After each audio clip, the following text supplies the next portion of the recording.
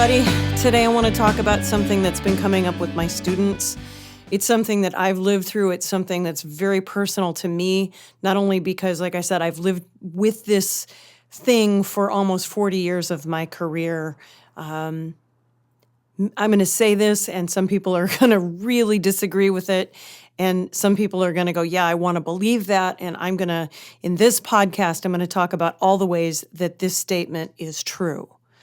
Music is a viable and valid career path. Let me say that again. Commercial music, today's popular music, whatever you want to call it. Music is a viable and valid career path, and people should not make you feel as if it is not. One of my students, this just broke my heart. I've talked about it now twice on podcasts. She came in and she said she was in a group of friends, and there were some people they were friends of the other people. And when they asked what her degree was, and she said commercial voice, they laughed at her. That breaks my heart. And I have been laughed at too. By the way, it's been happening for years. This is nothing new.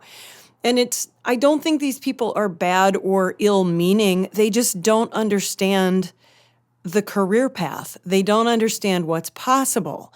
And I don't think it helps that traditional society teaches you that your choice of a life in music is a terrible choice. That's what traditional society, this is a terrible choice. You can't make any money. We're going to go through all of the myths, I think, that are surrounding this, you know? And if taking away your choice to be who you are isn't bad enough by society and the indoctrination that they've grown up with these ideals and these cultural norms, right? It's just the way people think. This isn't a traditional career path, so it must be bad. I don't know about it, so maybe I'll attack it. You get judged, you get bullied, you get laughed at, you get abandoned sometimes by friends and sometimes even family because they don't understand and they don't agree with what you're doing. You get betrayed by people, you get shamed for it. And this is all because you want to do something that makes you feel great, something that you truly believe somewhere deep in your soul is what you're supposed to do, who you're supposed to be, and the way you want to live the rest of your life. And I don't think it's specific to Western culture. I think a lot of cultures, a lot of societies, they just don't give a lot of space to people who want to explore or live a non-traditional life and career safely. There isn't space for it. There isn't room for it. And as I said, I've lived in this environment my entire life. I've been a professional singer and a female professional singer. Let's throw that in because that's something else that, has just been prevalent in this industry. It's a male-dominated industry, and it's changing, and it's becoming more inclusive, and that's great. And that's what I want to continue to work for, is that everyone has a place here. But I am unwavering in my desire to give my students better tools, better skills, and support for them to be able to follow this path that they love, this path that they want to, without feeling bad, without feeling like there's something wrong with them or they're somehow not good enough. I want them to know that it's possible to be who you are and to live a productive, happy, and very successful life. It's why I started teaching, because I really wanted to create this safe, non-judgmental place for commercial music singers, popular music singers, musicians, right? I want to give them a place to explore, what does this possibly look like for you? What could a career in music really look like? And I think at the heart of it, what I'm really trying to do is to help all of my students and to help anyone, if you're listening, I want to help you learn to feel good about just being you. it's okay to just be you. And that's what I'm striving to create in my students and in my studio and in everything that I do. I hope that people can learn to live with that freedom and that love of and acceptance of self. So, having said all of that, um, here's probably a few things you've heard. These are definitely things that I've heard from my friends, family, people I don't even know, right, over the years that they've said to me, to see if these things sound familiar to you. Oh, music, it's a hobby. It's not a career. It's not a real career. Or you'll never make real money doing that. Or this one I like a lot. I get this one a lot. What's your backup plan? When are you going to get a real job? It's time to settle down and do something more stable. How about that one? What about this one? You should get a degree in something that's useful. Or how about this one? How are you ever going to support a family with music? How are you ever going to have kids? Isn't it time? Don't you want to settle down, get married, and have kids?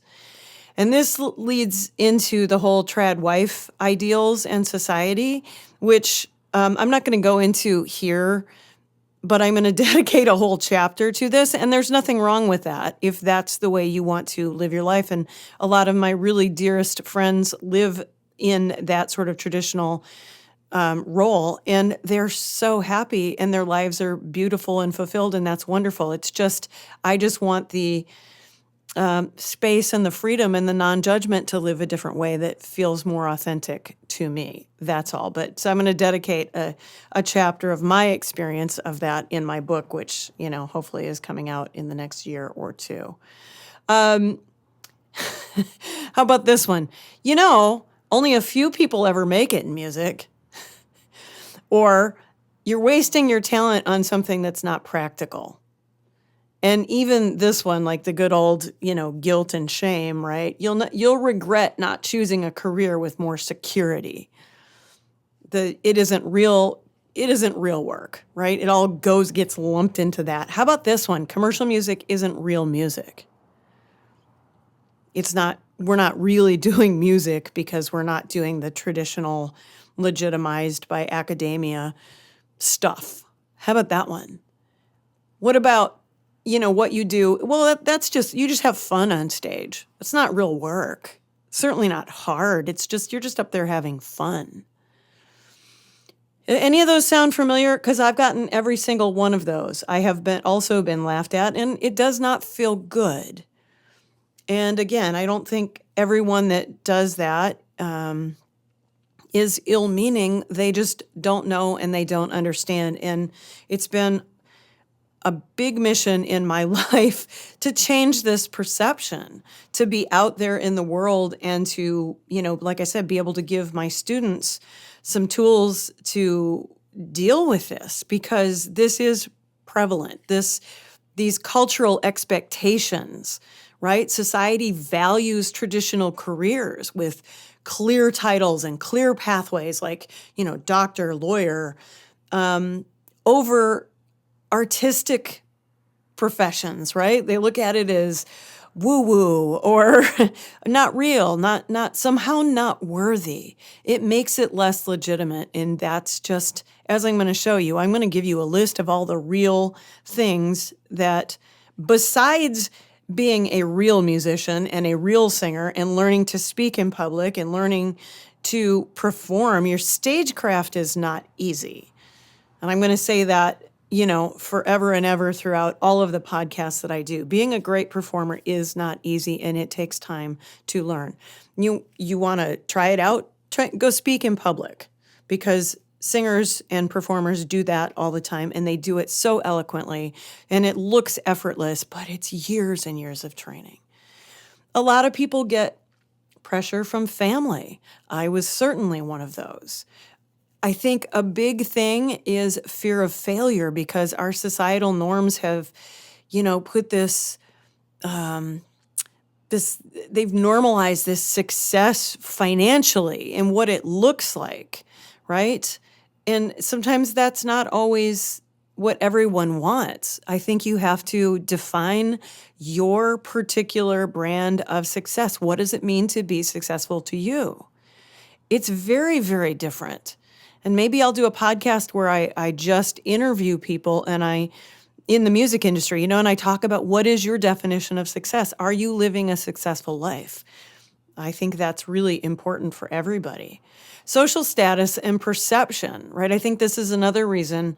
Again, music careers are viewed as hobbies or side hustle, right? But they're not serious professions. Again, this is part of that sort of cultural perception. A lot of people believe that you can't be in the music industry and be financially stable. That's a bunch of baloney because I can name you 8 billion people that are music professionals, and not all of them are stars. And they're very financially successful. That's been an important component, is learning about finances and being good with budgets and managing money. That's been a component, but it doesn't, just because you're in the music industry doesn't mean that you will be unstable in any way. That's a choice that you make personally. And again, I get back to none of these things, I think, well, many of these things, some people do understand and they still just don't agree with, and that's fine. But they don't understand what creative careers are. They don't understand how much work goes into them, and not just work on the musical side, but the entrepreneurial side as well, which is, again, I'm going to dive into this in a minute. The other thing that, again, is measuring success. It's difficult to measure success because there are these expectations that culture and society has put on you, and you have been, by the way, raised with these ideals and told that if you don't meet these levels, this measurement of success, then you are unsuccessful. Well, what if you are very successful and you're very happy with your life? How is that not successful? Right?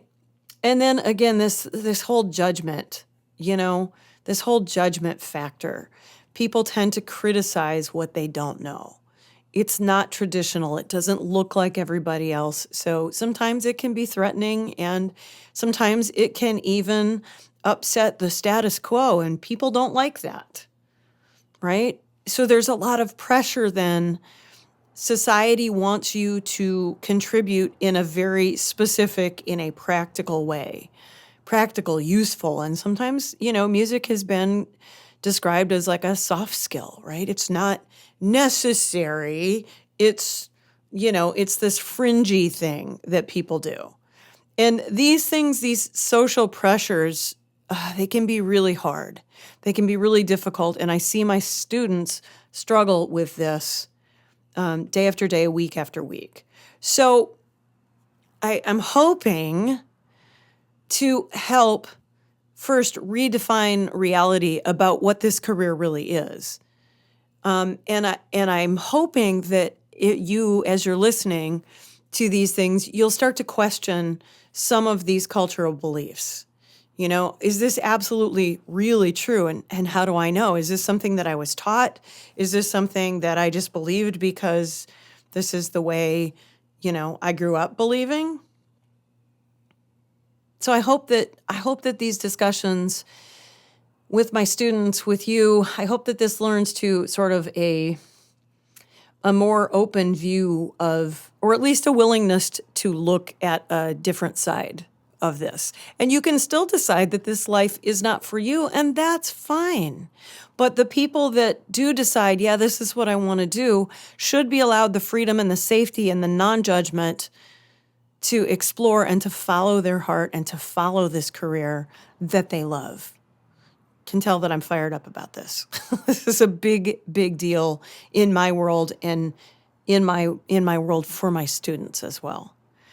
So again, not only do you learn to be a great, singer, songwriter, musician, performer, and again, that stagecraft piece, like try going to speak in public. It is more difficult than you think it might be. Learning to be a great person on stage with all of that behind you. That takes years and years and years of practice and study. What about becoming a great audio engineer or, producer of music? All of those things take years and years of practice and study. So if you do want to be in the music industry, here are a few of the entrepreneurial business skills on top of all of that you will need to know and you will need to have some proficiency in, because unless you go with a major label, and I just was in a clinic with the head of a major label, and this was staggering to me because I know it's high, but he said if you sign if you sign a major label deal, he said this would be generous. The label is 80% and the artist is 20%. So I know that for a lot of people, they're like, well, I don't want to put in all the work and only make 20%. And I want to keep a hold of my masters and my intellectual property. I want to have control over my branding, my image, what I sing about, what I say, where I go, the life I live. That's a lot of what independent artists are doing, and they're making a good life and a good career and a good living doing all of that. But you need skills. So let me just talk about some of the business skills that you as an independent artist will need in order to be a successful entrepreneur. So you're going to need to know about marketing and branding. You're going to need to understand your audience. Who your fans are, what they respond to, what they like about what you're doing.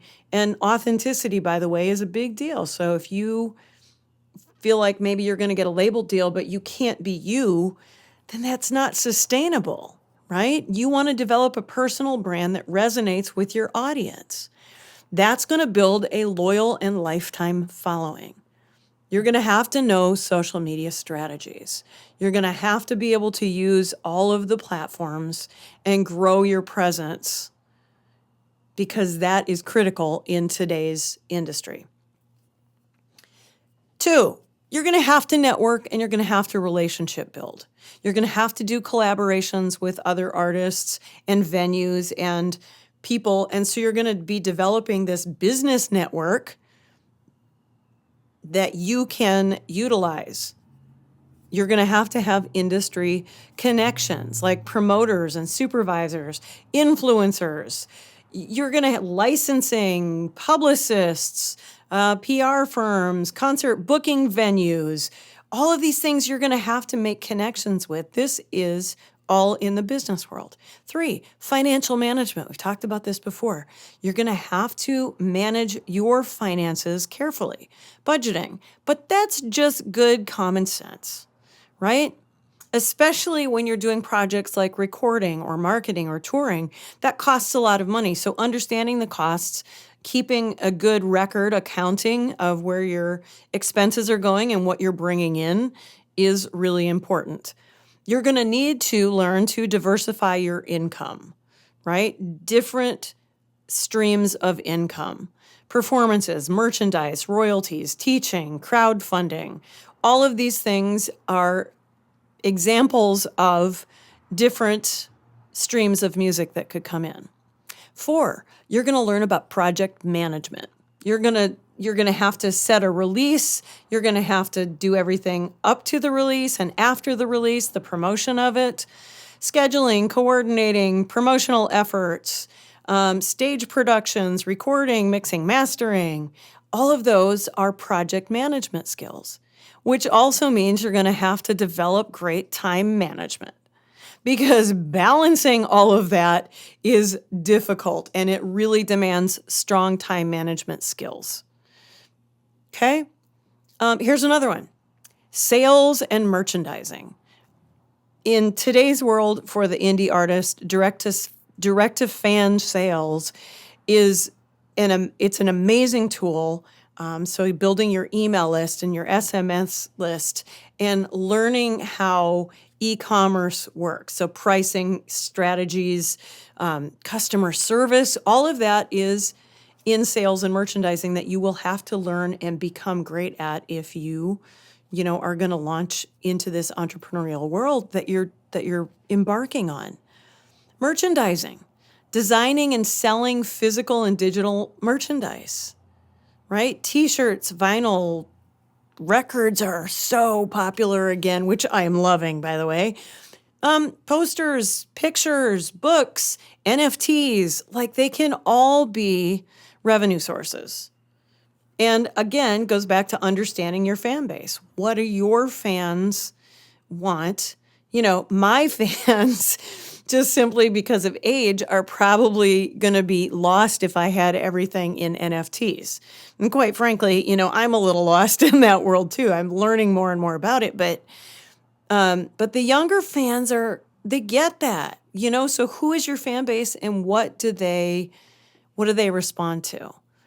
Okay, you're gonna need You're gonna need a good digital and streaming strategy, which means you need to understand the streaming platform. So you need to stay up on all of the legislation and what's going on. How are you being paid? How can you monetize things like YouTube or other streaming platforms? How do you optimize for algorithms, which change all the time? So you have to be up on that, right? SEO and digital marketing.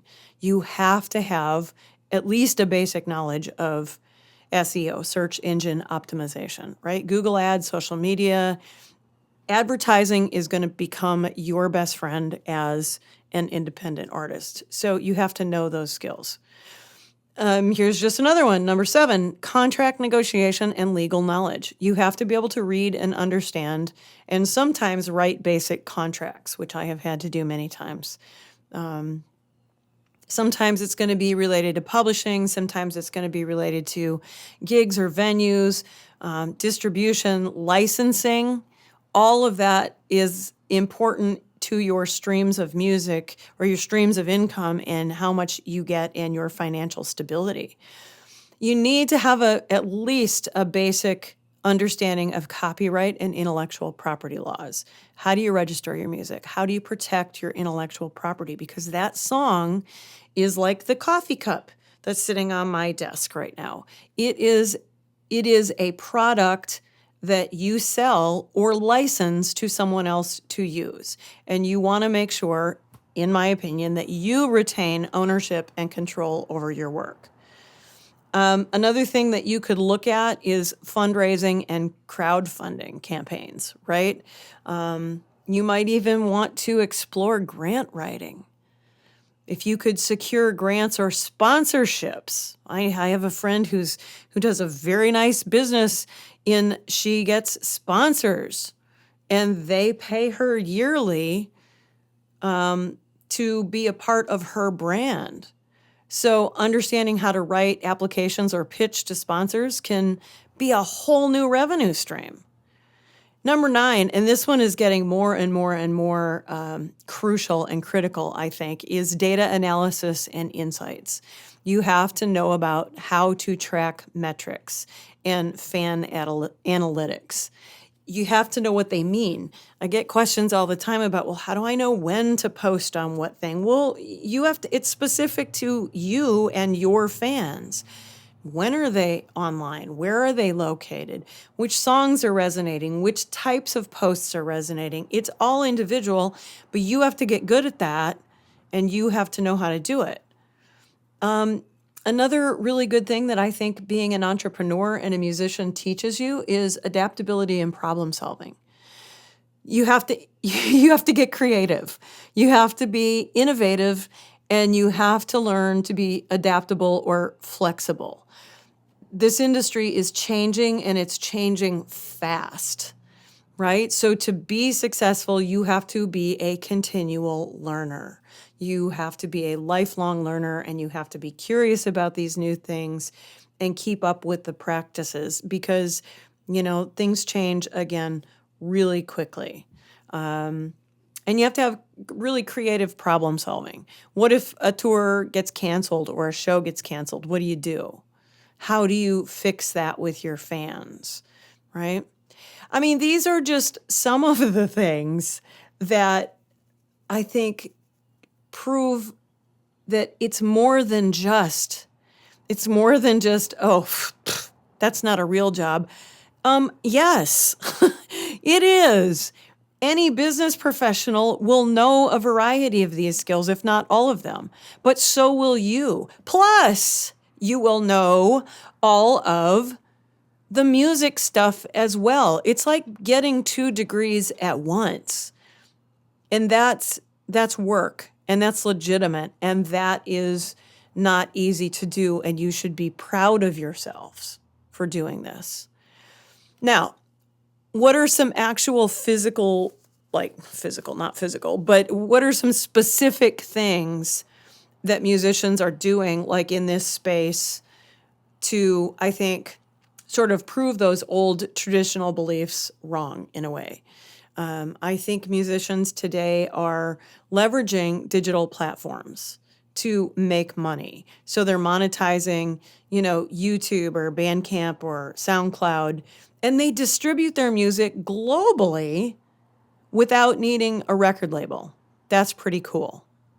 Crowdfunding projects, building strong personal brands, right? This is something that great musicians, great indie musicians are doing. And they're engaging directly with their fans. They're creating a community and they're building brand loyalty, which translates into consistent and sustainable lifetime support and income. Merchandising. I think monetizing your merch is imperative for independent artists.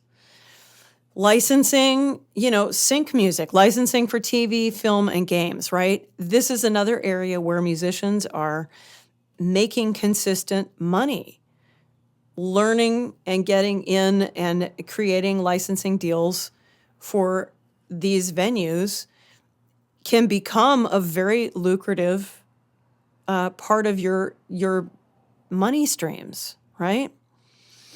A lot of people, too, are learning to self-produce and building home studios, which makes recording much more affordable. This is something that's leveled the playing field, and there's a lot of ways that you can do this. Again, touring and live streaming, performances. But here's the thing. Look at all the business, and you can say, well, okay, the business makes it all legitimate. But if you're touring or you're live streaming and you're not a great performer, are people going to come back and see you? And let's face it, touring is all about putting butts in seats.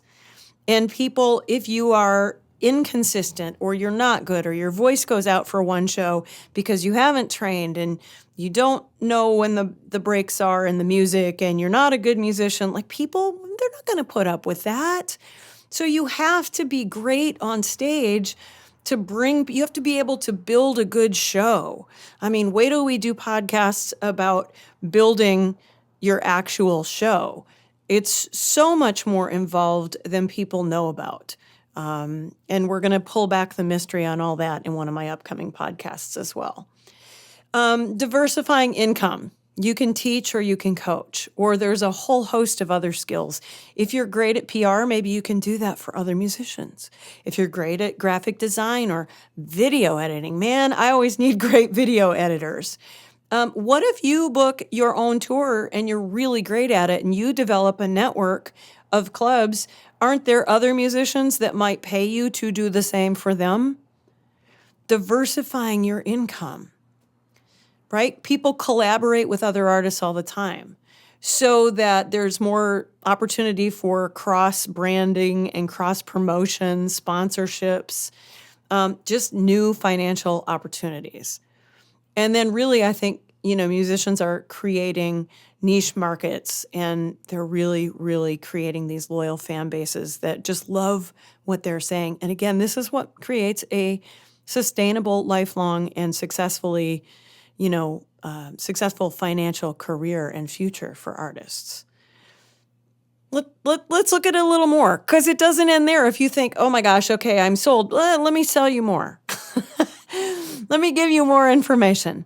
Direct to fan sales and exclusive releases. Like I've talked about direct to fan, but if you have a really good relationship, like from an email list or an SMS list where you're able to provide extras and really serve your community with some cool stuff that they're really interested in, they're going to buy stuff. There's exclusive content, limited editions.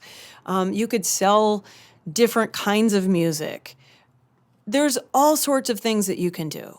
Sponsorships and brand partnerships. Again, we've talked about that. I'm just reiterating, all of these things are great. Multiple revenue streams. All of these are things that musicians are doing. Building a DIY business model, wearing multiple hats, because you are. Crowdsourcing, tapping into sync licensing, streaming and playlist curations. Here's one that's, that can make money and you can sort of become that influencer, right? And then there's all sorts of ways to monetize that. Releasing music and some of the art. Again, I touched on this before, but if you're young and your fan base is into this, like creating NFTs can make, and if you're listening to this and you're like, what the heck is an NFT? It's a non-fungible token, and you can go down the rabbit hole of looking for what that is, but it can make a lot of money. And I know musicians who are making money on that. And again, I think one of the biggest things to really remember is self-publishing and ownership.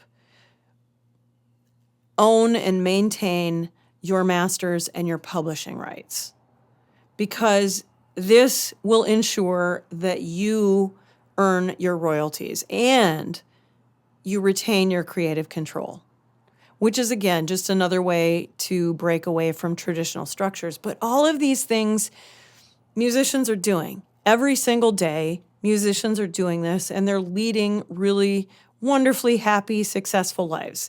Does nothing bad ever happen? No, of course. We all deal with challenges and hardships, and careers all have ups and downs. But I would rather be in control of mine, and I know that my students, many of them, are looking at this life because they also want to have more control over the life that they live. So I want to say one more thing, and this is just a word or two, maybe more, because you know me, I'm verbose. I want to say a word about forgiveness, because if you've grown up, like most of us, you've grown up with these cultural structures in your world. And for most of us, they just go unexamined. They go unquestioned. And we hit these walls and we hit these things and we retreat out of fear. That mean girl voice is trying to protect you. But here's something to remember. You don't have to learn to do all of this right away. I mean, each day, if you do the next right thing, every day, just do the next right thing. I had a teacher in Seattle, Maestro David Kyle. He was a great man and a great teacher. And he used to say, do what feels nearest right at every given moment, and you're going to be okay. And I remember that daily. Do what feels nearest right. And I might add rings true, because I think we know when we're on a path that doesn't ring true. And I think it's important to listen to those voices, right? But you don't have to do all of it at once. It's like if you're flying a plane and you head off in a straight trajectory and you make 1 degree turns every 30 minutes to the right, you just keep turning 1 degree to the right every 30 minutes, that plane will be in a very different place when it ends than where it started. And that's kind of the way you have to look at this too, is you just do what you can, what feels right, what seems right every day. And before you know it, you look back 6 months and you go, wow, I've really come a long way. I think a lot of us tend to keep our eyes fixed on the future and we don't look at how far we've come and feel good about it. Right? And this piece about failing too. You don't have to worry about failure so much, I don't think. Because if you fail, if you pick a path and you go for it and you fail, you've learned something. And you just say, okay, well, that didn't work. Let me try a different path. And you go a different path. I mean, if it works, amazing.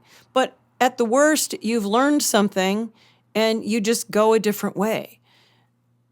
I tend to remind myself, here's the thing that I say to myself is I embrace failure because when it happens, and it does, and it will again, it shows me where not to go. I'm like, okay, got it. That is the path that I should not be walking. This is a way I should not be heading. And I say, thank you. Thanks, failure. Thank you, challenges, because it shows me a different way. It gives me a wake-up call to try something new. So I think all of this today is hopefully a talk on how independent musicians are redefining success in the music industry. I think we are not just one thing. We're entrepreneurial, we're adaptive, we're tech savvy. And I think it's disproving a lot of the myths that surround music careers as unstable or unviable, right? I think these things are really, again, redefining what musicians are. And keep in mind, all of the business stuff, again, is on top of all of the musicianship that has to be crafted and learned and practiced. So forgive yourself for not thinking about this or not realizing or not challenging any cultural beliefs, because we all grow up surrounded by this cultural norm and this societal information and these ideals that traditional society, I think, has placed out there as right, and we should. And if you don't, it's shameful. You know, it's our way, our systemic structure that we live in, and it shapes our reality. It shapes our understanding of the world. And those things can be ingrained in you from a very, very young age. And most of the time, it's often without question. Is this absolutely true? Is this really right? Is this really right for me? Does it feel right? Or do I feel somehow like, ugh, when I follow something that isn't in my, in my DNA? It makes it difficult to see or challenge these norms. I'll give you just and again, I'm sure I'll talk about this in my book, but when I grew up, my mom was a lead singer and she didn't play an instrument, and all she did was lead sing, and all. It's enough. You don't have to do anything else. But I wanted to play a musical instrument. So my mom said, okay, well, you can play piano because that's more acceptable. I mean, you can't play it live, but you can learn it because you'll be learning music. But I wanted to play guitar. And it just wasn't done. And the thought was, girls don't play guitar. That's a man thing. That's a boy thing. Girls, it's not feminine. It's not pretty. It's not what a girl should be. So I didn't. And I started to sort of pick it up. But I just always had this idea from my childhood that it was somehow just not something that I was going to be good at. It was not something I was going to do. And it wasn't until I got into my 50s that I picked up the guitar and I figured that I could play for myself. Well, I kind of figured because I had to, but necessity, the mother of invention and all that. But you're never too old. And I had to challenge so many assumptions, and I was terrified, but I did it. Right? And I recognized in my own world that this was the first step towards change, right? Was just saying, okay, I'm going to do it anyway. And why is it that I believe this? What is it that I believe? These societal norms that have been imposed on me in some way. So I started to make a shift towards greater individuality in my own life, greater inclusivity, right? Girls can play guitar. We can be in the music industry, and acceptance of everyone who follows their own path.